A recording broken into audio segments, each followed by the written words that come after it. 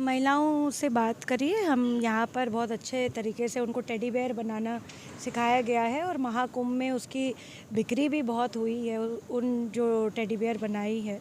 तो मैं समझती हूँ और भी काम सीखें और भी कार्यशालाएं लगवाएं महिला बंदियों के लिए, जिससे उनका मन लगा रहे और वो कुछ अच्छा सीख करके यहाँ से निकलें।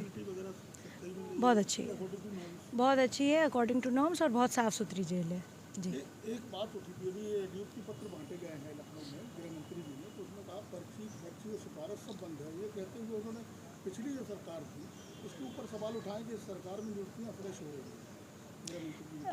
आदरणीय गृह मंत्री जी का बहुत ही अच्छा संजीदा विचार रहता है और चाहे वो पार्टी के पक्ष में हो चाहे देश के पक्ष में हो, और मुझे इस बात की बहुत खुशी है कि उन्होंने यक बयक एकदम हकीकत बयान करी अपने बयान में।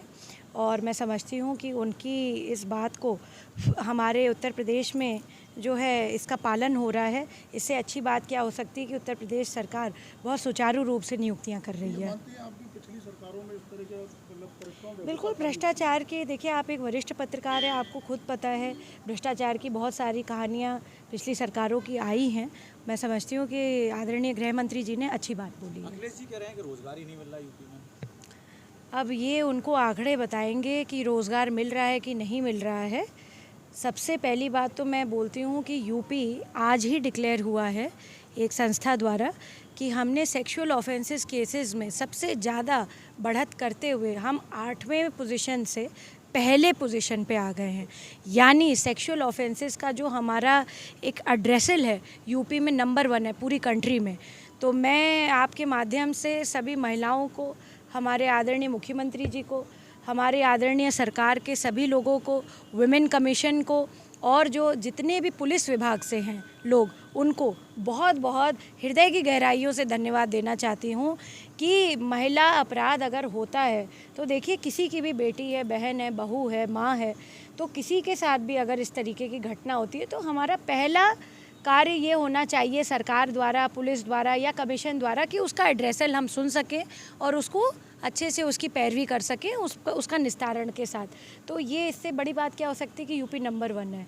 इसके ये सभी मुझे लगता है कि उन लोगों के मुंह पे ताला लगाने का काम करेगा ये जो सर्वे आया है।